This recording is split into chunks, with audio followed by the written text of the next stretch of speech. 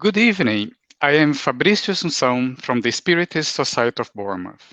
I warmly welcome you to tonight's event brought to you by the Spiritist Society of Bournemouth and our friends at Poole Christian Spiritualist Church. We wish you all a happy, healthy, and blessed New Year. We are very pleased to have our guest speaker, Dr. Humberto Schubert, join us online tonight from Brazil. We send a very warm welcome to you, Humberto. First, a Hello, few everyone. hello. First, a few details about our speaker. Humberto is a well-known author of books and articles on spirituality, philosophy, and comparative religion. He is an editor of the Primavera Press, a work in the Spiritist Society Primavera, and is a lecturer in the Department of Philosophy at the Federal University of Juiz de Fora in Brazil. Humberto has a university doctorate in science and religion, and he has also undertook research at Oxford University. The subject of Dr. Humberto Schubert's talk tonight is Leon Denis. This year marks the 175th anniversary of Leon Denis' birth in France in 1846. Leon Denis is one of the great names in the history of Spiritism. After the death of Allan Kardec, Leon Denis developed and promoted the philosophy and doctrine of Spiritism and did much to consolidate the Spiritist movement during the early years of the 20th century. It is a good way that we commemorate tonight his 175th anniversary of Leon Denis' birth. Humberto, we look forward very much to your talk. But before we talk, let us go to Lawrence Saville at the Poole Christian Spiritualist Church for our opening prayer. Lawrence, over to you. Good evening, everybody. Thank you, Fabricio. And welcome back, Humberto. It was a pleasure to meet you. It just seems like a lifetime ago, but it was only a couple of years ago. So if we could just join in, just quietly, just still our minds for this short time. Just immerse ourselves in this moment, in this presence, in this being.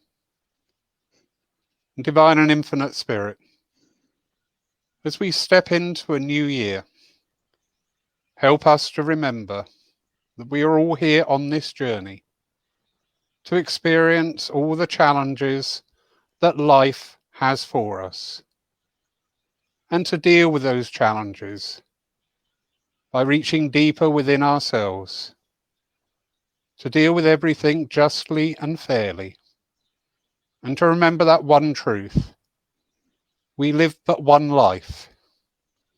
Through various incarnations, both here and beyond the veil, that one life thread is unbroken and continuous.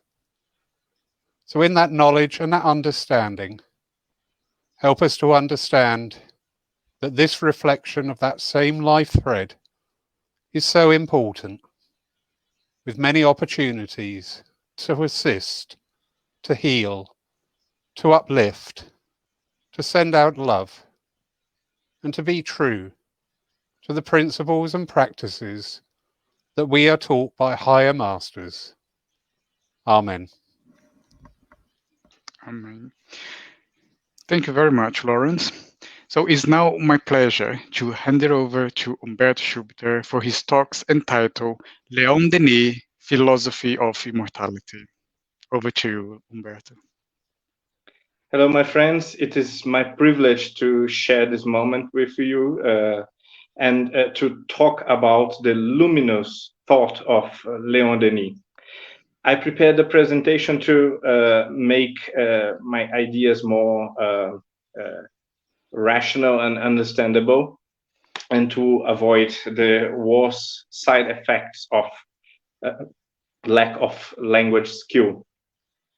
Well, the first thing I would like to emphasize in my talk today is that we are culturally biased to believe that the idea of immortality is a religious idea, or specifically a religious belief.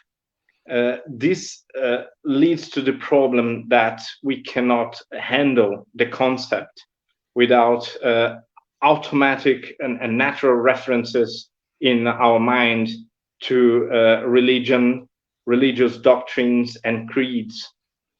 Actually, quite many philosophers worked with the idea of immortality from a purely rational scientific perspective. And as far in the past as the time of Plato, Socrates, and even before them, we also know that for many cultures, the traditional spiritual wisdom was not directly associated with a religion. Many spiritual masters believed to be thinkers or people who were somehow in the pursuit of truth and in the pursuit of a spiritual dimension of life, not exactly as prophets, saints, or religious revealers. Well, considering that, I will start the presentation emphasizing this philosophical character of the question of the immortality of the soul, or survival of our conscience and personality after bodily death. Some advantage of philosophical approach to the idea of survival of consciousness. One very obvious advantage is that religious doctrines and creeds depend on particular adherence to this or that faith. Philosophical arguments and empirical evidence, on the other hand, are universally valid independently of particular faiths. This is very important because if we want to say that something is a reality, that it is true, nowadays in the modern world, it is easier to address the subject from a universal, rational, scientific, or philosophical perspective, rather from a culturally biased religious revelation. And we are here as a scientist of religion, we are presuming that every religion, no matter how much of spiritual revelation it could contain, is also a product of culture, a product of finite human minds.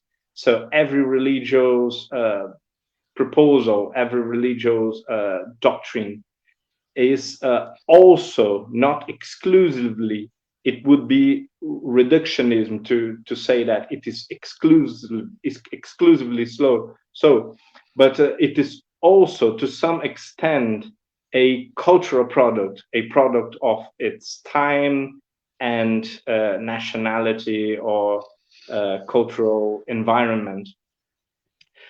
The second advantage is that the philosophical arguments point to the fact that the idea is so widespread and rationally consistent that it should refer to some natural order of things. Well, these very words were presented by, for example, Plato and many other philosophers, many other intellectuals, scientists, artists, and also spiritual masters that try to handle the problem of human survival in an afterlife. And if we consider only two canons, the two great philosophers that did so, we could mention Plato and Aristotle, founders, has respectively founders of critical thinking, it is the case of Plato, and analytical thinking, Aristotle. tools that are very present in our modern and scientific view of the world. And these great thinkers, they believed, or they meditate and reflected about the condition of human personality, the nature and essence of human personality, individuality, essence.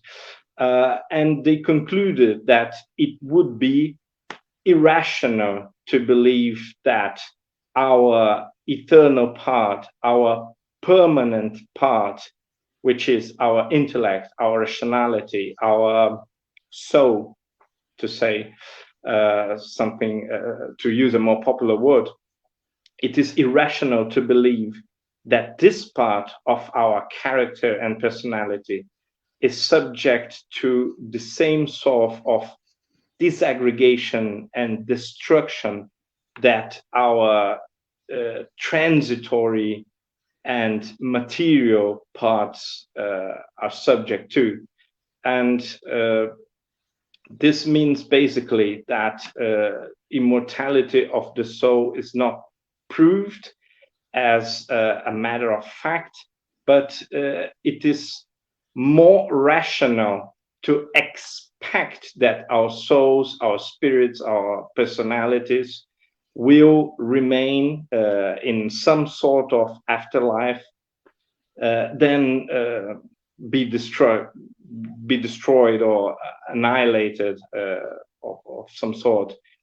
And this is I cannot talk about the arguments in themselves, but I can briefly point to the fact that part of philosophical tradition and part of Western thinking deny the idea of immortality of the soul based on the mistaken prejudice that Aristotle rejected this idea.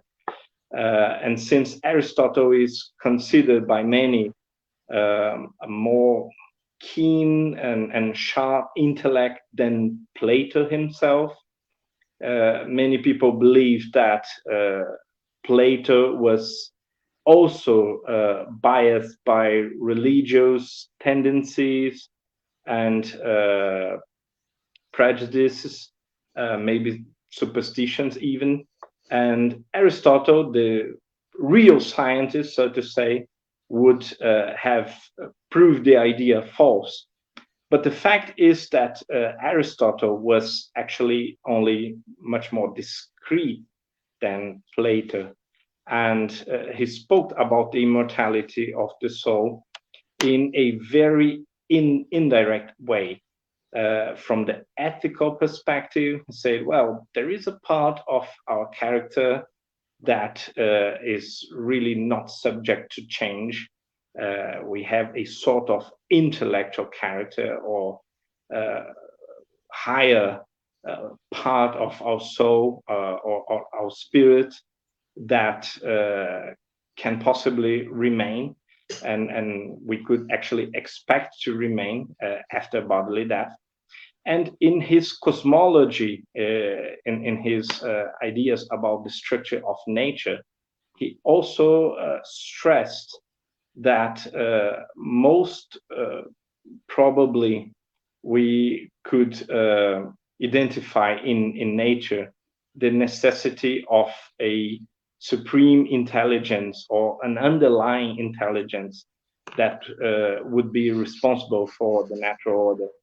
And our intellectual part, or the higher part of our soul, would be in harmony with this supreme intelligence.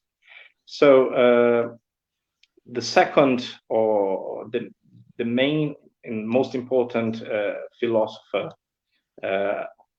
beside Plato, was also favorable to the idea of the immortality of the soul. Well, the modern spiritualism and the English-speaking world are quite related, jumping from Plato and Aristotle to modern days. We could remember that modern spiritualism emerged as a new attention or a new highlight to the spiritual phenomena, but it quite quickly produced new sorts of, or a new branch, a whole new structure of ideas about how could be and what could be these things that we call spirits and spiritual life. Well, the modern spiritualism is pretty much a phenomena of the English-speaking world. It started in the US in close relationship with Britain, but it was also universal. It has had a universal character to some extent. So we can identify previous happenings in Germany and very important development of this movement in France, Italy, and even Russia. Well, modern spiritualism has an emphasis on experimentation and understanding of the phenomena, the spiritual phenomena.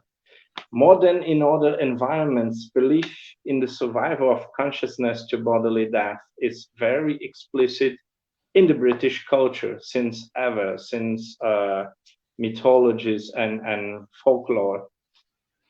We can spot open references to it in Hamlet, as in the work of Tolkien or in the work of C.S. Lewis.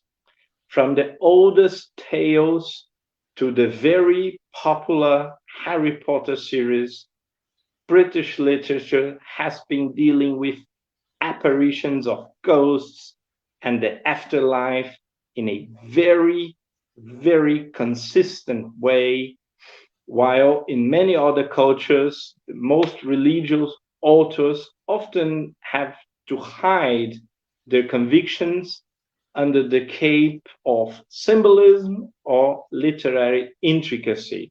So they basically hide these convictions about the immortality of the soul so well that many readers cannot spot them, cannot realize they had these convictions, these beliefs. Well, modern spiritualism then only gave occasion to the manifestation of this old disposition of the English speaking cultures and gave direction to the natural curiosity in the form of scientific research. Well, we could name a great number of people related to this modern spiritualist research, or the psychic research, as it was called in England, metapsychic in France, or spiritism in continental Europe. But we made a shorter list with some very heavy intellectual names. Both in the new and the old worlds, the phenomena that led to a cultural passion for ghost stories was now a subject in the hands of the greatest minds, such as William Crookes, one of the greatest greatest physicists of the 19th century, one that paved the way to more modern research on radioactivity. William James, the founder of scientific psychology, pretty much one of the greatest minds in Americas ever, a very broad intellectual that was one of the most remarkable philosophers in Americas in all times, and the founder of psychology as a science, and also very interested in spiritual phenomena and very committed to understand what they meant. This is very relevant to to stress, because William James, among these others, very specific in the way he addresses the question of spirituality, of religious life, in a very, very modern way, with very, very modern concerns. He is not giving concessions to superstition or to belief or to faith, but he's trying to base them on strict and rigorous scientific research. Frederick Myers, great humanist that spent most of his career researching the occult or the psychic phenomena or the spiritualist phenomena, mostly from a sort of psychological perspective. Henry Sidgwick, very important Cambridge philosopher, and Darwin's co-worker or Darwin's contemporary, Alfred Russel Wallace. Well, names that were so fundamental for the constitution of modern sciences, as we know now, were also persuaded that some natural, observable facts demanded a more radical understanding of the spirit, of our intimate nature or essence. It was Allan Kardec from France, however, that brought modern spiritualism to a methodical, philosophical form. It is impossible to talk about Leon Denis and Leon Denis' contribution also without mentioning his great master and inspiration, Allan Kardec, who Denis tried to emulate in theory, posture, and behavior. It was from Kardec that he absorbed his deep seriousness and his tenderness of heart, an unshakable faith, and developed a faith developed as a consequence of critical approach to spiritual life, and also a lifelong commitment to contribute to the moral development of the human family, of the human race, human species. Kardec's philosophy was also a philosophy of immortality. Maybe with Plato, we could say Kardec was one of the greatest philosophers of immortality of all times. He is a very original thinker that gave sense to much of the spiritual phenomena that we otherwise could only observe until his work. And he argued for a comprehensive interpretation of the spiritual phenomena on the light of a broader concept of God. The main philosophical concept for Kardec was the concept of God, not only for his philosophy, but for philosophy in general. Actually, in the Genesis, Kardec suggests that the concept of God is the cornerstone for every and each philosophical system and philosophical view that could possibly be thought of. So even materialism and atheism would be, in Kardec's view, based on the idea of a structure and fundamental ground for reality. So this fundamental ground of reality, which is matter or whatever it is, chance, would be the god of the materialists. A god that would act through natural means, never contradicting itself. It was very important because on the line of enlightenment, Kardec was very concerned with self-contradictions in religion doctrine.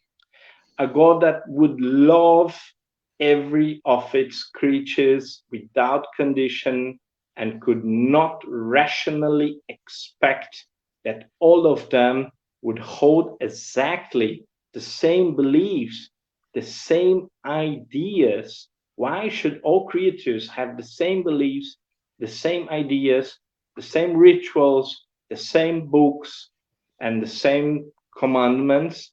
And well, why should they follow the same religion? So Kardec's idea and Kardec's method did not lead to the construction or the creation of a new religion. It has religious consequences in the sense that we have a natural tendency to a personal contact with God, with the infinite nature of reality, the ground of reality. In that sense, Kardec's ideas have religious consequences, but they are not religious in the sense that they are based on a dogma or a revelation that his followers should accept without questioning. So this is very, very important to understand Denis' work and why Denis is so concerned with evidence of the human survival and evidence of reincarnation and other processes of spiritual life. This wise God could only send different messages with similar content according to the intellectual patterns of each culture and even each particular creature. So if you have an alternative view, a non-conformist view of God, religion, or the afterlife, and according to your particular private view of the subjects, you act with a morally recommendable conduct, it would be appreciated. No one could possibly question your beliefs if they lead to consequence, to moral consequence that could be appreciated by everyone. So that morality and the adoration to the source of life and intelligent order of the world should constitute the true religion above personal creeds.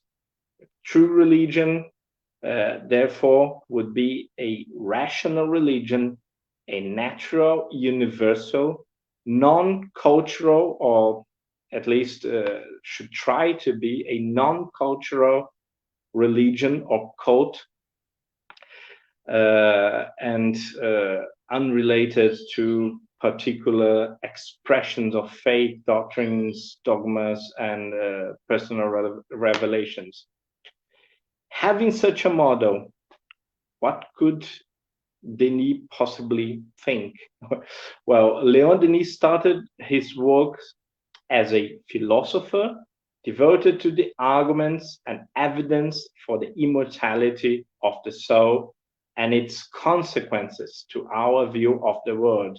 So Leon Denis' main concern was to prove Kardec right and to show that recent scientific research on psychic phenomena, metapsychic, and modern spiritualism, even theosophy, and all developments of modern spiritualism in the turn to the 20th century led to the conclusion that Kardec's work was quite consistent or played in favor of Kardec's work.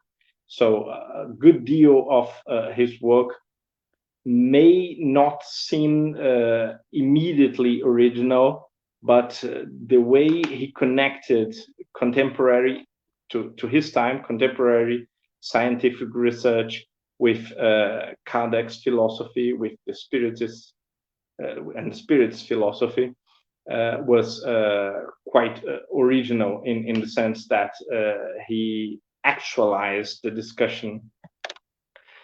And as much he was also a sort of natural theologian in a very broad sense of the word, concerned with the problems of suffering, the purpose of life, and how cosmic order could possibly accommodate God's supreme goodness, along with the dramas and tragedies of life. Well, Kardec developed these ideas quite a lot, but Leon Denis definitively added to it, and he refined Kardec thoughts and conclusions and arguments about the possibility of harmonization between human suffering and injustice and evil with the idea of the supreme God, the supreme just and wise God that we so much need. Maybe even more than Kardec, Denis believed that it would be irrational to deny the idea of God, that the idea of God was strictly necessary to make sense of the order of the world, that is the laws of nature, and also to make sense of the purpose of life and the meaning of life. So that the removal of this idea, the death of God and other cultural developments of his time were quite shocking for him. And he understood the consequences of this death of God as clear evidence that this idea was flawed and condemned to be substituted in the future. Which were these consequences? Well, he basically blamed the death of God for nihilism, for vicious existentialism, for materialism, and a sort of consumerism that was already present in his time. And he envisioned all these very new vices as outcomes and consequences of the supposed death of God. So pretty similar to William James, who was a pragmatist that said, well, we cannot prove that God does exist, but we can say that one lives better if he or she believes that God does exist. Pretty much like that. Denis also argued that people would, in practice, be better people and better persons and happier if they did believe in the immortality of the soul, in God, and in endless progression and development of the human character. He managed to accommodate these apparent irregularities by developing one of Kardec's dearest concepts, the concept of universal development. According to Kardec, spiritual message to the world from Zoroaster and Plato to Francis of Assisi and Isaac Newton, the perennial message of pretty much every religion and moral philosophy in this world was quite clearly directed to the moral and intellectual development of our spirit, so that it could break the chains, the spirit could break the chains that submit itself to matter. The proper name of the chains, the passions that bound us to a sort of state of slavery to matter. Their proper names are selfishness and pride. And the more we can overcome these animal conditionings in favor of rational and spiritual grandiosity, the closer we would be to happiness. Now, the main question is, what exactly did Leon Denis add to this philosophy, to Kardec's philosophy? Well, he added the heart of a mystical and a poet that allowed him to handle the spiritist concepts in a radical new way compared to Kardec. He gave to Spiritism aesthetical depth and reacted to the early existential nihilistic philosophy with a vision of unparalleled solace. And he did that emphasizing the idea of reincarnation as the only, in his words, the only means to rationally explain how suffering, how injustice, how the separation of classes and the divisions of people in many ways, in cultural ways, in terms of different talents, different dispositions to good and evil, how these divisions could be explained and harmonized and accommodate to the idea, the very important idea of a supreme, intelligent, wise, just, and good God.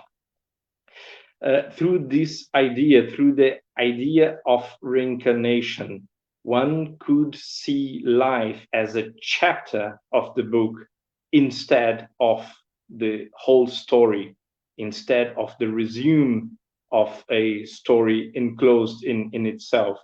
And if we envision our lives as one chapter of a book, this chapter can contain and can present very unpleasant paragraphs, experiences, and losses. And even though it can be in the long run justified by the previous and the consequent chapters, if we acquire the habit, if we train ourselves, if we get used to understand our own lives as lesser than the ultimate battle for good and evil, we have better chance to envision evolution and progress and the development of human spirits, and have a rational expectation, a rational hope that in the end of the run, we will have acquired the virtues, the talents, the qualities, the disposition, the willingness to good that are necessary, that are all necessary to a happier life and to overcome these temptations or influences of passions over our character. Well, I will end more or less here. This was my short and humble presentation of Leon Denis' philosophy. I really hope it was at least understandable. And I would strongly recommend you to read Denis' works, because maybe more than a competent philosopher, he's quite a master genius of literary presentation of these ideas. And although he does not write exactly romance or literary works, the literary quality, the poetic quality of his work, even the rhetoric quality of his work is quite charming, is quite enchanting. And you can be enthralled by all the richness and the exuberance of his constructions, style, and vocabulary. So I really strongly recommend that you have contact with Leon Denis' books, because they present these ideas in a very attractive way that is also a sort of um, solace for the spirit. Wow. Absolutely wonderful. Thank you, Humberto. That was brilliant. And I know there's a lot of wonderful comments coming in at the side. All in agreement. Absolutely excellent. Do you know what? This may sound a little bit material, but it does work. You know when somebody is talking and holding people, because I see the viewing figures, and when they stay constant, you know that people are like, oh yeah, I'm engrossed in this. I'm not just flitting, what's on the other side. So you held your own. It was really good. But that is just confirmation that people are actually sat there listening, taking it in. So if anybody's got any questions at all or any comments they'd like to make, please put those into the chat box at the side. We will bring those up. Fabricio, over to you, sir. I was actually just going to read some of the comments in there. It's popping up loads of really good comments in there, Humberto. You definitely got the public there on your side. So we have a comment here from June, say, brilliant, Humberto. That was a wonderful explanation of Spiritism movement and human condition. Well done. Wow, indeed, absolute fascinating. Excellent talk. Wonderful, thank you. So it's really good comments coming up there. So yes, again, if anyone has got any question to pop into Humberto, we are open to the questions and answer session now. Feel free to pop up any questions on the chat. So I think one from me, Humberto, is you touched in one point where you're talking about, because I guess for many people in the UK, when you say about spiritism, that terminology is probably new to many of people. Yeah. And then you mentioned about the views that Kardec and Leon Denis had about the spiritism philosophy as not something that considered to be another religion. Could you elaborate a little bit more on that? Well, this is probably one of the main points. If we consider Spiritism a religion, we would be not only unfaithful to Kardec and his proposal, but also quite contradictory with the principles exposed by Spiritism.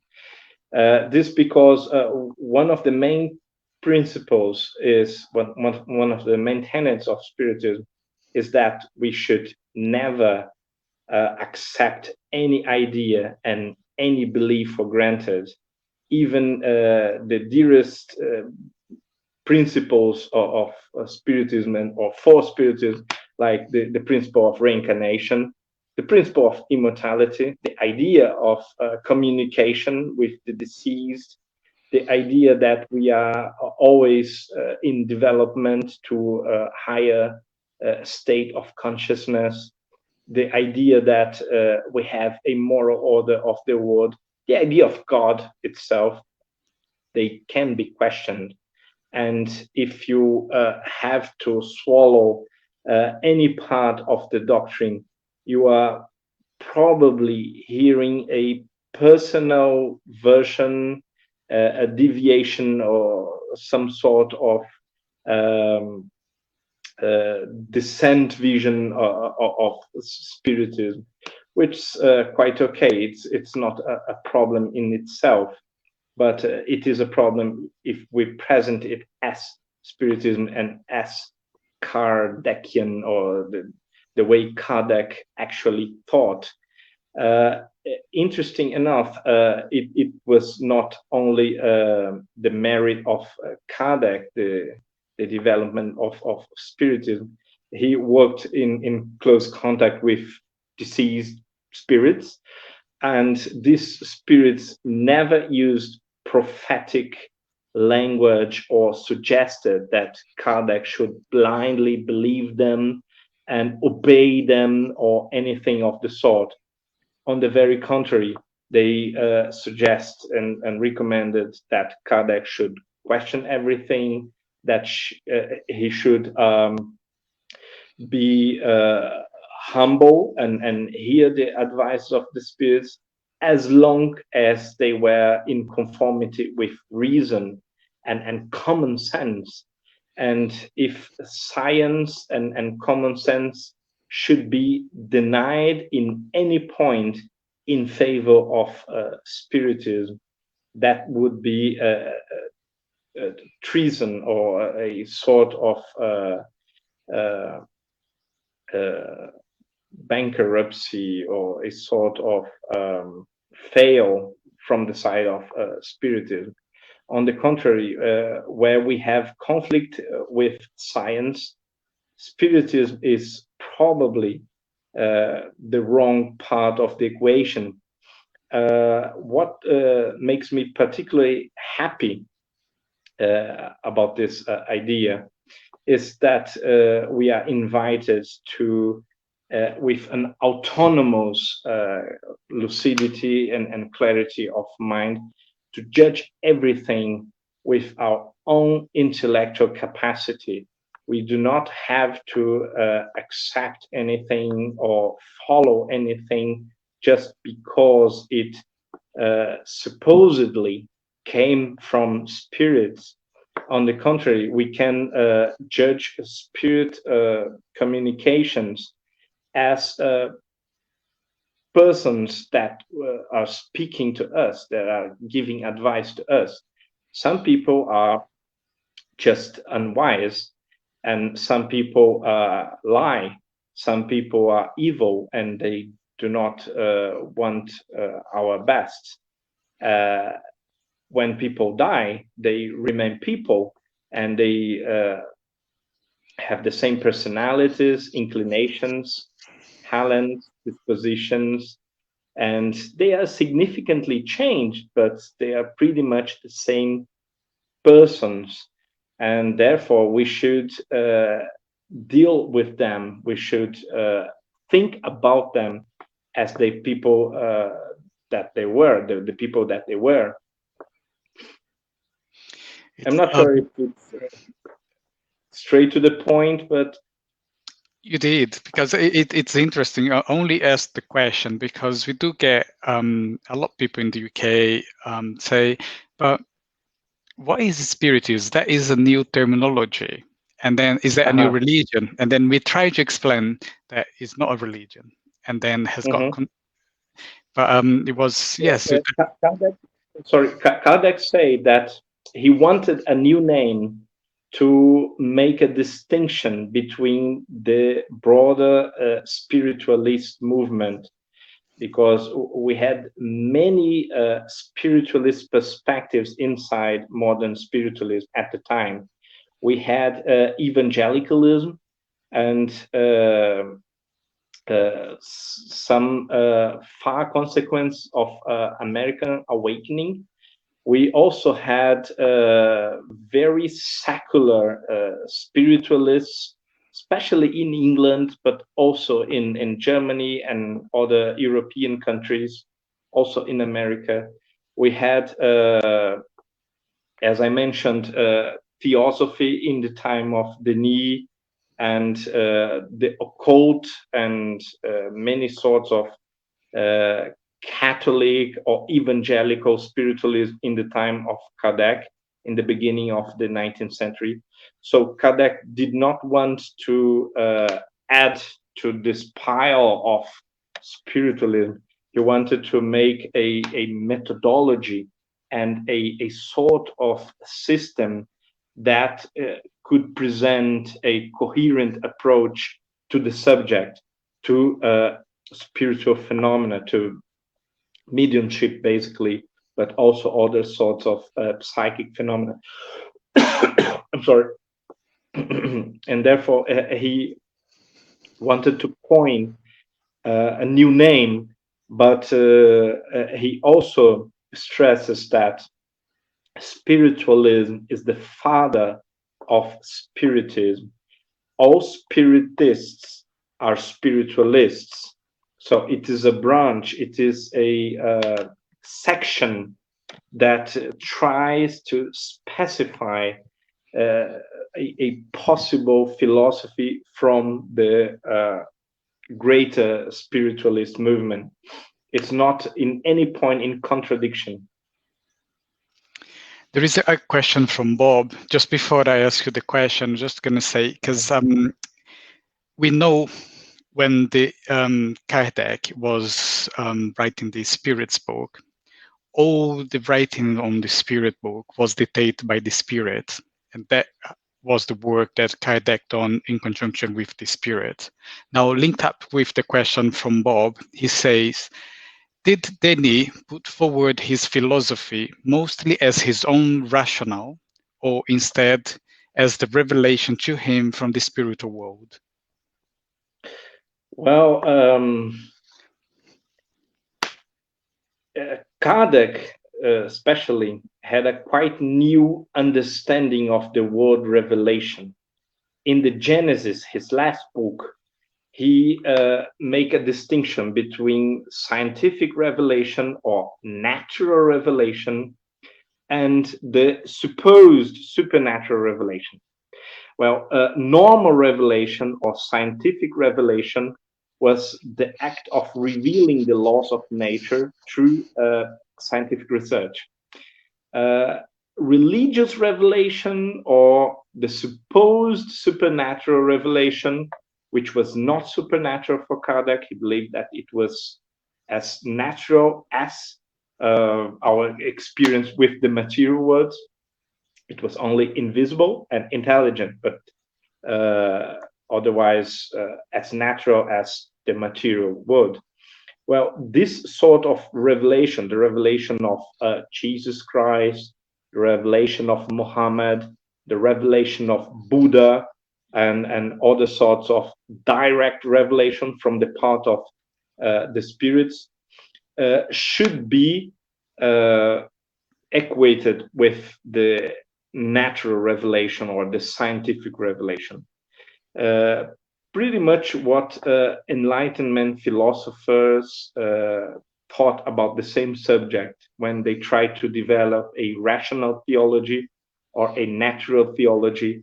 Many philosophers in the 18th century developed this idea of a investigation of nature on one hand, and the revelation from the outside, from the other side of reality on the other hand. And since John Locke, for example, the main idea behind this double or this double source of revelation was the idea that God could never contradict itself. I like to use the word itself instead of himself. I'm not sure if it sounds nice in English, but God could not fall in contradiction. It should be at least more intelligent than us, and therefore natural revelation or revelation through human effort and through the work of science, art, philosophy, civilization should mirror more or less what the spiritual or religious revelation is unveiling to us.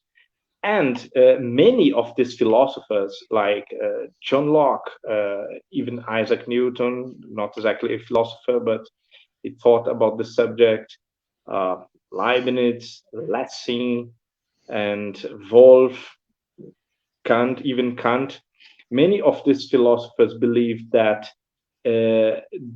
this sort of dual evolution was proved by history. If we analyze history, we should be able to spot the parallelism of these patterns. Sometimes we advance or we make more progress in our work, through our work, and sometimes we are pretty stubborn and we need help from outside, and that's when God sent us some older brothers as teachers.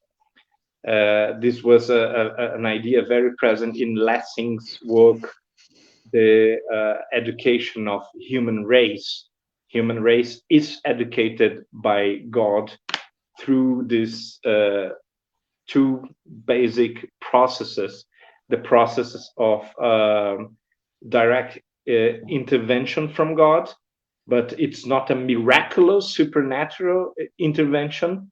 It's just a person, an older spirit that is born with talents and faculties and capacities that we nowadays lack, that we now lack, or God just gave us the faculty of thinking, the capacity of willful effort, and through our work we can push evolution forward faster. I have got another question that comes from Joanne. She says, this might be a naive question, since I'm new to spiritualism. I love it. My question is that you said spiritualism is not a religion. Why are there churches? Well, because we have a religious experience. It is not a religion in the sense of a doctrine and a creed that tells us how we should behave, what we can or cannot do, what we are or are not allowed to do.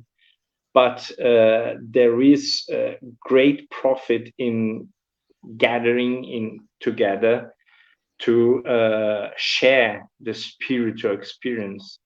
And there will be never, I believe, I suppose there will be never a moment in our future history when we will stop doing that. I'm not sure if it's an exhaustive answer, but I would point to the fact that even science now, social scientists have been revealing the connection between shared worship and shared spiritual experience, shared religious experience, and mental health, physical health, and the general state of existential well-being. We are social creatures. We are I'm philosophizing now, but we could say that we are made to share this greatest experience, the best part in us, and we long for getting along and gathering together and to share the deepest experiences that we can possibly have. Thank you, Humberto. So today, well, I would say tonight, is a very special day. There are two things that we are celebrating. So we are celebrating the Leon Denis anniversary of 175. And also the very day today, we are celebrating the 160 Kardec's book called the Medium's Book. I'm just going to ask Lawrence to put it up there for us on the screen. So it's a very special occasion. It's double celebration. So we have Leon Denis anniversary, and also we have the anniversary of Kardec's book, the Medium's Book. So it's a very, very special evening and event for us tonight. So we have a few more questions coming up on Facebook, and then I think I will take one more question, and then I will hand it back to you, Bert, for any final consideration, and then I will hand it over to Lawrence for the closing prayer. Our friend Sue say, you said it's not religion. What do you mean by worship, and who are you worshipping? Well, we call it God because it's culturally easier to relate to the concept, but it's certainly not a God that would have the flaws and the limitations that any particular religion could possibly relate to it. You could also call the intelligence of the universe, the creator, the source of life, Buddhic nature, or whatever idea that stresses the spiritual, free intelligence, just and good source of reality or ground of reality. The philosopher Schelling said very cleverly, I think, that God is the ground of being and the father of being. It is not the father of things, but the father of being. That means existence is a manifestation or an expression of this source. And again, we are used to call it God. Some people may not identify it as the best definition, but it is not a big problem. What we mean is more profound and even impossible to label or to conceptualize properly. But we have a cultural problem with these concepts when we talk about immortality of the soul, about an afterlife, about God, about the purpose of life, and about good and evil, and about religious experiences and the adoration of this supreme source of being. We automatically relate it to the more or less flawed religious experiences and institutions that we know for a long time in history. But these acts are not under the monopoly of these institutions or these particular experiences with the spiritual world, with the source of reality that we name God. And we have to move forward to a more modern understanding of our religious experiences that are not dependent on institutional religions. So again, we may join, we may gather in a place to worship or to have spiritual experiences or to share our knowledge about philosophy or spiritual wisdom.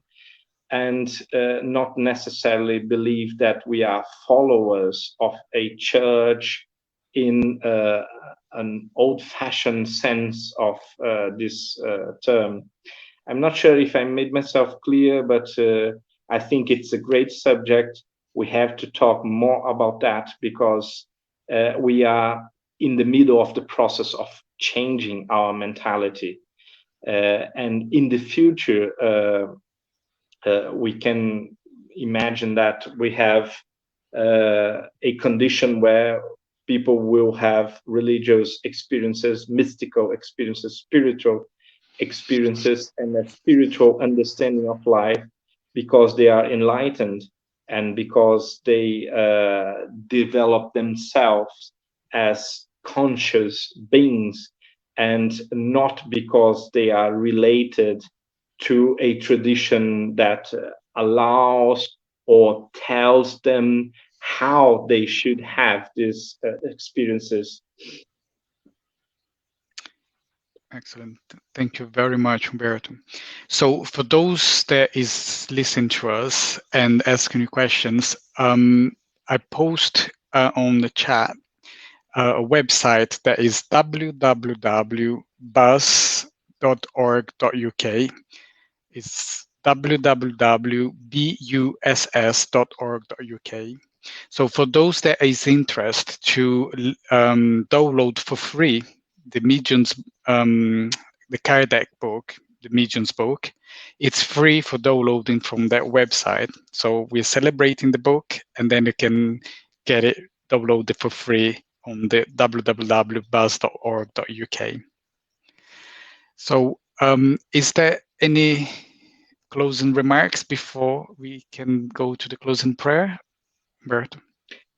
I would only like to say that I'm very glad and even flattered to receive your encouragement, your kind words and compliments, because as you probably realized, I was very anxious in this presentation and slightly insecure about my capacity of presenting you something with some sense. So I'm glad that you enjoyed this. Thank you. So, Lawrence, over to you for a closing prayer. Thank you, and thank you, Humberto. If you were nervous, it did not come across. It was wonderful. Thank you. So, once more, dear friends, just join in to that stillness within, that peace, that balance, that harmony. And give thanks for all the things that we do have. For each of us are enduring restrictions, constraints, and denials and pleasures of meeting loved ones, friends, and family. But we're all blessed with that knowledge, that understanding, that all things are transient. All things on the physical plane are but a brief glimpse in the bright light of eternity. And even though we may be thousands of miles apart from each other this night, we're all united under the same sky, with the same thoughts, the same feelings, the same needs and the same love.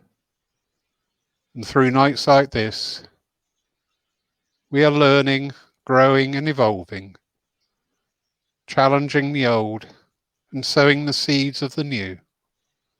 So we give a blessing on all those dear ones throughout this year who will dedicate their time, their knowledge, their resources and their energy to assist us in that growth of spiritual development. Amen. Thank you, Lawrence.